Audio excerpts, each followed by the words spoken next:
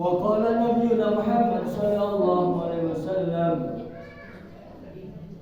al-kawakibu amanun li ahli sama' fa idza tasrat kana al-qadam ala ahli sama' wa ahlu baiti amanun li ummati wa idza zala ahlu baiti kana al-qadam ala ummati wa ana amanun li ashabi wa idza dahamtu kana al-qadam ala ashabi wal jibalu amanun li ahli al-ard فإذا ذهبت كان القادر على أهل الأرض.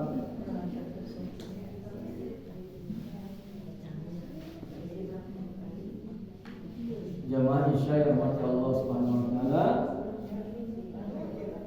Nabi telah bersabda, al-kawakibu amanun li ahli sama. Bintang-bintang ini adalah penjaga. Penjaga untuk siapa? Untuk para penghuni langit. Para penghuni langit ini diantaranya diisi oleh siapa? Oleh para malaikat. Faidan tasraka dalam qadar ahli sama, maka bila mana bintang-bintang ini bertaburan, berserakan, berjatuhan, maka keputusan Allah akan berlaku kepada penduduk langit.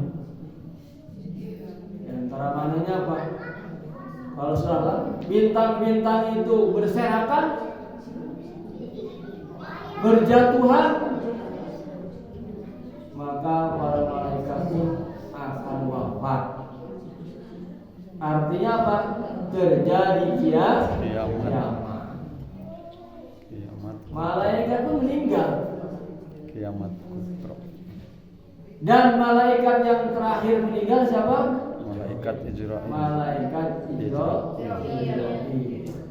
Maka sudah seluruh makhluk mati semua. Terakhir Allah memerintahkan malaikat Israil agar mencabut nyawanya sendiri. Wa ahlu baiti amanun li ummati, dan ahli keluargaku, keturunanku, kata Nabi, mereka adalah penjaga untuk umatku. Duriyahnya Nabi ini penjaga agama. Di antara penjaga agama ini adalah dari keturunan Nabi Muhammad SAW, para habaib, sehingga adanya dzurriyyahnya Rasulullah, umat ini terjaga dari kebid'ahan, dari rusaknya akidah. Jika masih tersisa dzurriyyah keturunannya Nabi Muhammad SAW. Bahkan di akhir zaman nanti umat akan dipimpin oleh satu pimpinan, yaitu oleh Al-Imam Mahdi, dan beliau pun merupakan keturunan Nabi Muhammad SAW, yang sekarang dikenal dengan Habib. Lalu muncul sekarang apa yang dimunculkan? Ada isu-isu yang menyebutkan Ba'lawi ini adalah keturunan Nabi palsu. Bukan keturunan asli katanya. Ini palsu. Habib ini palsu.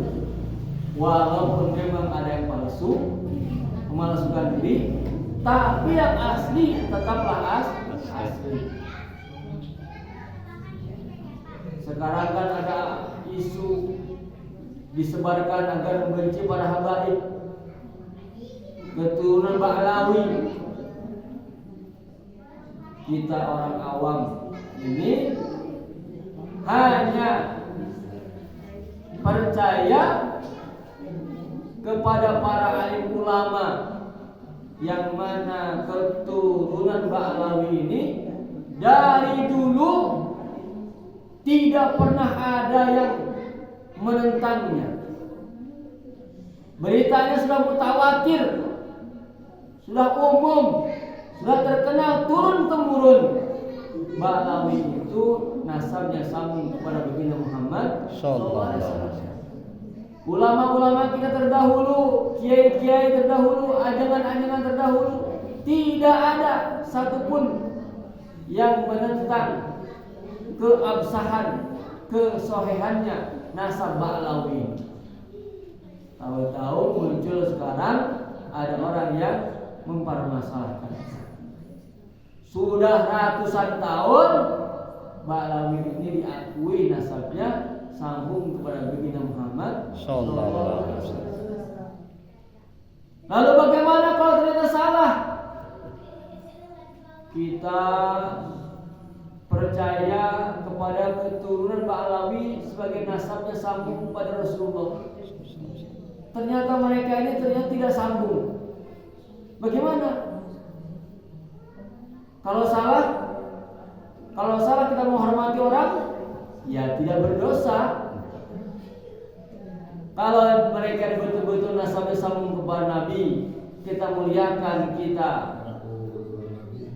kita muliakan, kita tidak berdosa, dapat pahala. Kalau ternyata palsu, kita tidak berdosa. Namun sebaliknya, kalau kita menolak begitu saja, kalau ternyata dia palsu, aman.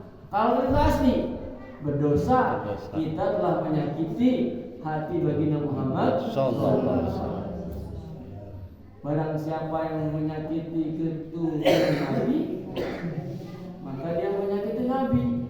Dan barang siapa menyakiti Nabi akan membuat Allah murka. Yang bernama nasab Ba'lawi itu diakui mutawatir nasabnya secara ilmiah ratusan tahun. Yang kedua, bila mana ternyata salah, kita tidak berdosa. Kalau ternyata benar, kita dapat pahala. Tapi kalau benar kita salahkan, kita berdosa, menyakiti baginda Muhammad sallallahu alaihi wasallam.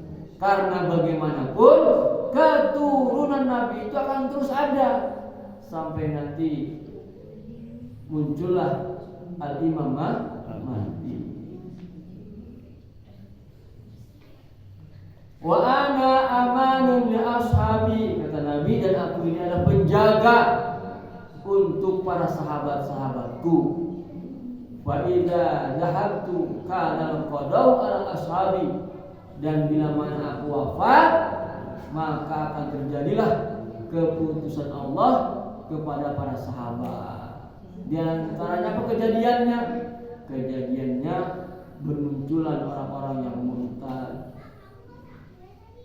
Ketika beliau wafat, muncullah ada orang murtad, muncullah peperangan, muncullah fitnah di antara para sahabat selepas wafatnya baginda Muhammad sallallahu alaihi wasallam. Wal jibalu amanun li ahli ard, dan gunung adalah penjaga untuk penduduk bumi. Kata Nabi, gunung adalah penjaga untuk penduduk bumi. Faida dahabat kana qadau ala ahli ard, dan bila mana gunung-gunung itu telah hilang, hutan-hutannya telah gundul, maka keputusan Allah akan terjadi pada penduduk bumi. Ketika gunung dihilangkan, hutan-hutannya digunduli, maka muncul apa? Musibah-musibah, bencana. Tanah longsor, banjir, dan lain-lain sebagainya di antara penyebabnya gunung telah dirusak seperti mana yang disebutkan oleh baginda Muhammad sallallahu alaihi wasallam, wal jibalu amanun li ahli ard, gunung adalah pakunya bumi. Maka kita jaga gunung kita ini jangan sampai digunduli, insyaallah. Insyaallah. Wa Nabi Bakar Siddiq radhiyallahu anhu.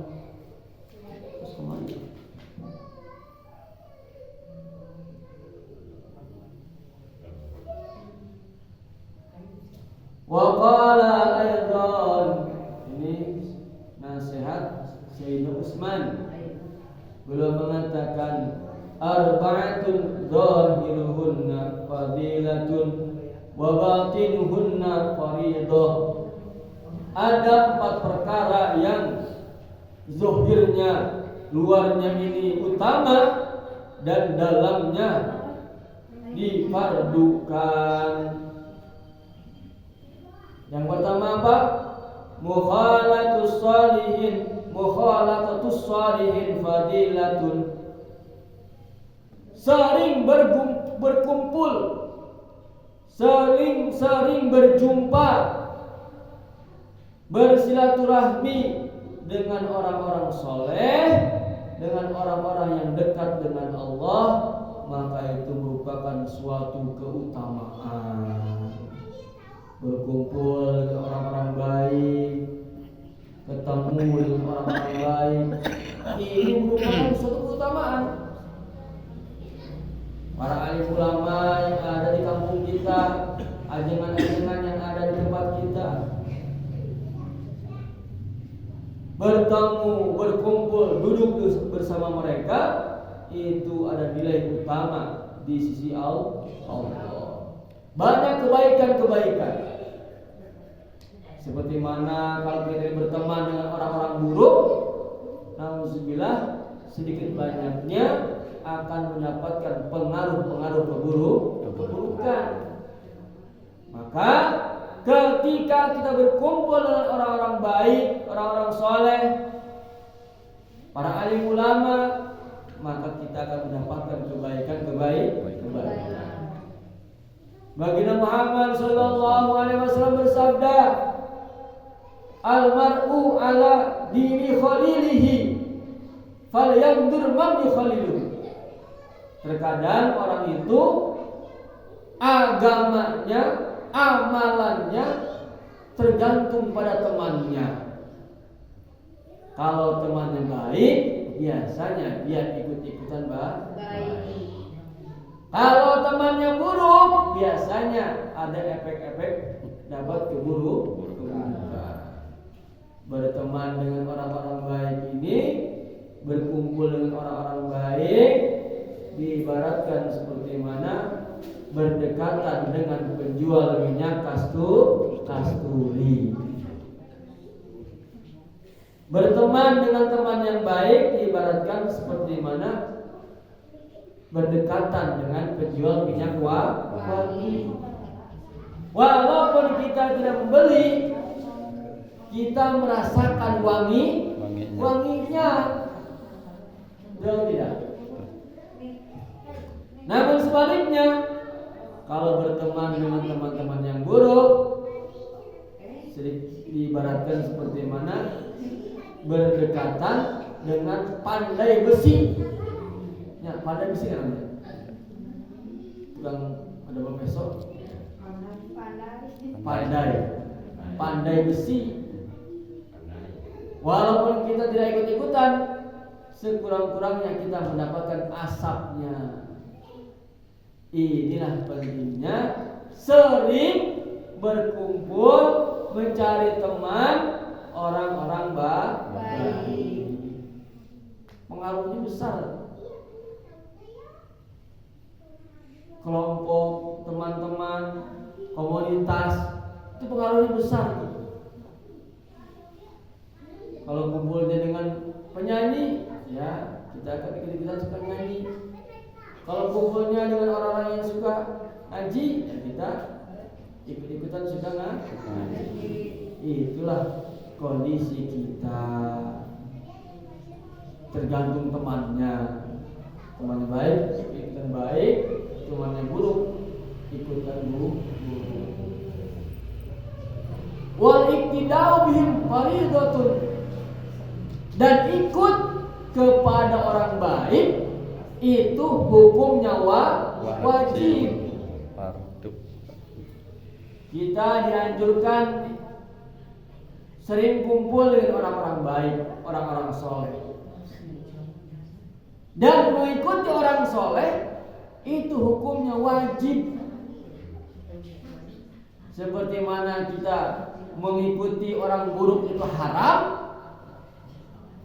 seperti mana kita mengikuti orang buruk itu haram, maka ketika mengikuti orang baik hukumnya wajib.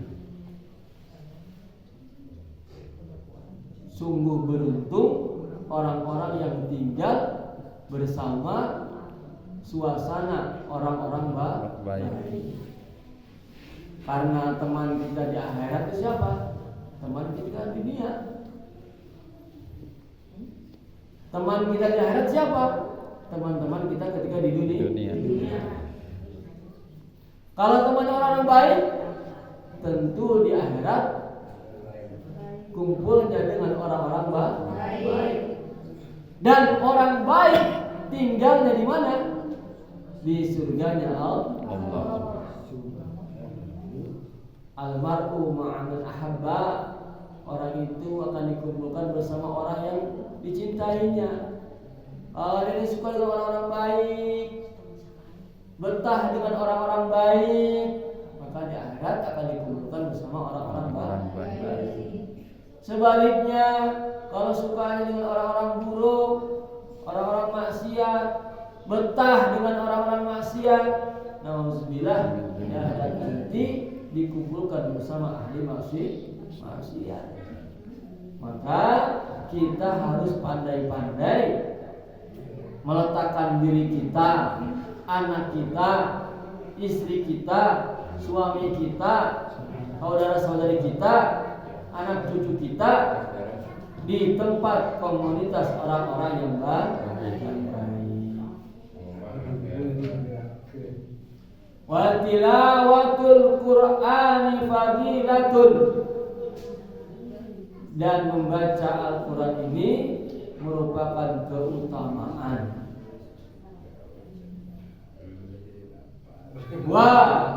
Wal amalu bihi faridatun. Kita baca Al-Quran itu sesuatu yang utama. Ketika kita membaca Al-Quran, maka rasakan seolah-olah Allah sedang berbicara kepada kita. Orang yang suka membaca Al-Quran, maknanya Allah sedang ridho sama dia. Ketika orang membaca Al-Quran, maka rasakanlah seolah-olah Allah sedang berbicara kepada dia. Kenapa? Karena Al-Quran adalah kalamullah. Jadi baca Al-Quran dengan diresapi, baca Al-Quran dengan dihayati, dirasakan. Kita harus yakin ini kalamullah ini, bukan sembarangan ini. Dan barang siapa yang tidak pernah membaca Al-Quran, gak betah membaca Al-Quran, artinya Allah tidak suka berbicara kepada dia. Nauzubillah min dzalik. Maka sempatkan baca Al-Quran. Setiap hari baca Al-Quran. Insyaallah semuanya. Insyaallah. Wal amalu bihi fardhatun. Dan hidup atau beramal dengan Al-Quran itu hukumnya wajib. Wa ziyaratul quburi fadilatun. Yang ketiga, berziarah kubur itu merupakan suatu kebaikan, suatu keutamaan. Tentu yang dimaksud adalah berziarah kuburnya orang-orang soleh, bukan di kuburan jadi handap. Kantos dibuka jadi handap. Sahat kantos kaja di handap. Kan. Di handap. Seueur kuburan Cina kan? Kuburan Hong Pai Hong, Stephen Chow. Kuburan Cina.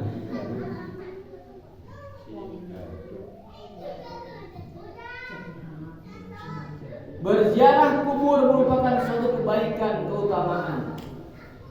Dengan berziarah kubur sambil kita rasakan suatu saat nanti kita pun akan dikubur. Idza hamalta ilal kuburi janazah fa'lam bi annaka ba'daha mahmulun. Bila engkau memikul jenazah ke kuburan, maka ketahuilah suatu saat nanti engkau pun akan dipikul juga. Jadi jenazah kubur itu untuk apa? Ingat mati, ingat akhirat, mendoakan orang-orang soleh. Kita jarak kubur pas lebaran, kumpul, pakai baju gindik, pakai lipstick warna biru kecil, pakai sedau biru paling hijau, pakai baju shimmer, pakai sepatu, Aikirat. Eta mah lain ingat mati eta mah. Nek non, Piknik. foto model. Kubur mah ingat mati, nangis kuburan mah. Lain gaya. Sampai ingat mati. Wal isti'dadu laha faridatun. Sedangkan persiapan ke kubur hukumnya wajib.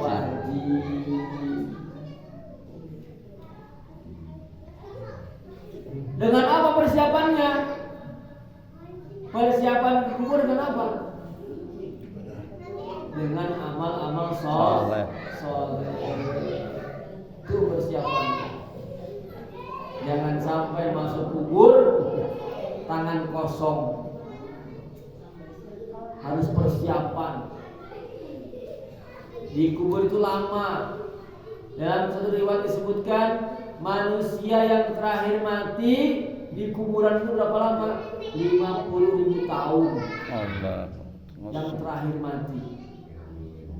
Satu hari di akhirat sama dengan 1000 tahun di dunia. Allah. Lamun amalnya soleh bagus. Kuburannya dibentangkan permadani, ditampakkan surga, betul tidak? Betul. Kalau amalnya buruk, na'udzubillah min Dzalik.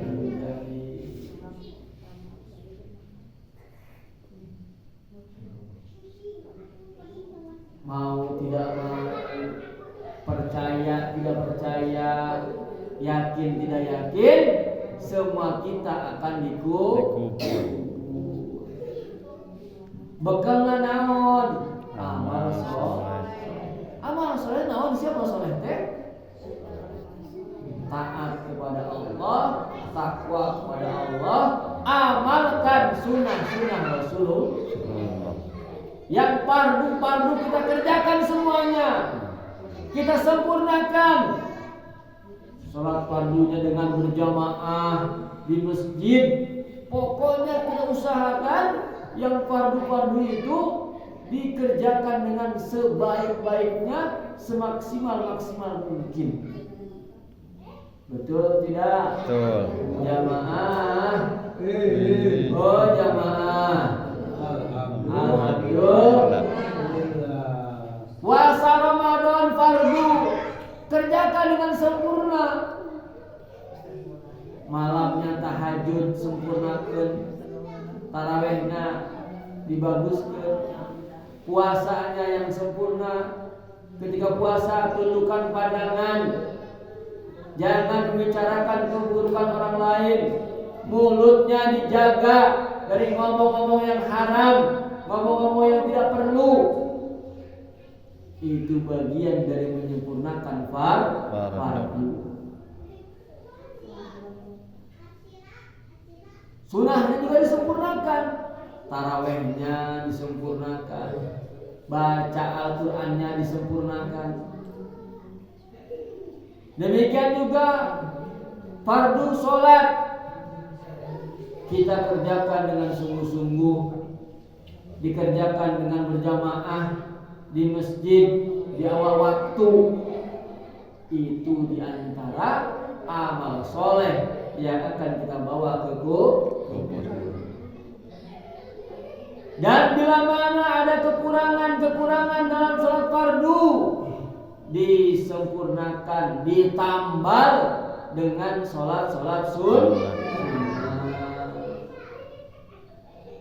Ketika orang di akhirat ditimbang oleh Allah amalan malaikat amalannya, sholatnya, ternyata apa? Yang malaikat ini ada kekurangannya. Maka firman Allah, wahai malaikat, lihat, adakah dia memiliki sholat sunnah, sholat rawatib, qobliyah ba'diyah? Kalau ada, ditambah. Untuk apa? Menyempurnakan kekurangan dalam sholat fardu. Itu di antara amal soleh. Kemudian apa? Akhlak yang baik. Akhlak yang baik kepada siapa? Bila mana dia seorang suami, maka akhlak yang baik kepada istrinya. Bila mana dia berupa istri, maka akhlak yang baik kepada suami. Jangan saling menuntut hak. Jangan saling menuntut hak. Jangan suka menyalahkan.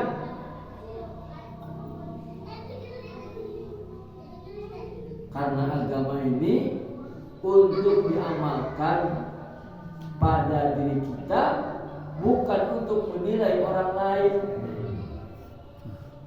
Agama itu untuk menilai diri kita, bukan untuk menghakimi orang lain. Ada orang kaya dengan orang miskin. Atau orang miskin dengan orang kaya, kamu ini gimana sih? Punya harta tidak mau berbagi. Nanti harta kamu dihisap, kata si miskin. Kata si kaya, wahai kamu orang miskin, sabar dong dengan kemiskinannya. Orang miskin akan masuk surga duluan 500 tahun sebelum orang kaya. Akhirnya apa? Bertengkar akhirnya. Istri, suami kerja. Kamu harus kerja bagi suami ini. Kenapa? Suami wajib memberikan nafkah buat istri, makan yang layak untuk anak istri. Kata suami, istri kamu harus sabar. Jangan bisa duit terus. Doa, siapkan makanan yang enak. Agama itu bukan untuk menghakimi orang lain, tapi untuk menilai diri kita sendiri. Orang miskin ya sabar dengan kemiskinannya. Saya miskin ya sabar. Tidak perlu minta-minta kepada orang kaya. Orang kaya begitu. Saya orang kaya, berarti saya berbagi kepada orang lain. Akhirnya apa? Damai dunia. Itu diantara bentuk memperbaiki akhlak. Allah kepada anak-anak, cucu, kita didik mereka, kita arahkan mereka kepada agama dan seterusnya. Wa iyadatul maridi fadilatun. Berkunjung berziarah kepada orang yang sakit itu bagus. Wattikhadul wasiyati minhu faridatun, dan meminta nasihat kepada orang sakit itu harus dianjurkan. Orang sakit itu banyak nasihatnya. Kalian mumpung lagi sembuh, lagi sehat, ibadah yang sungguh-sungguh. Kalau sudah sakit seperti saya ini, jangankan mau sholat, mau makan pun gak enak, kan? Nasihat dari orang-orang sakit. Insya Allah sampai sini ada yang ditanyakan, silakan.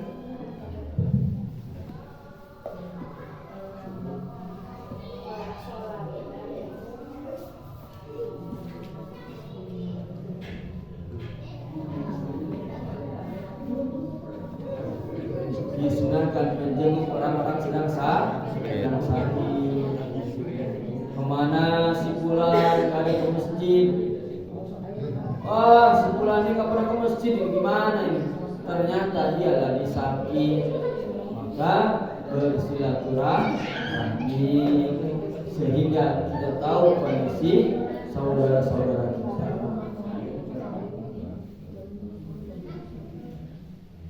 Salat cukup? Bismillahirrahmanirrahim.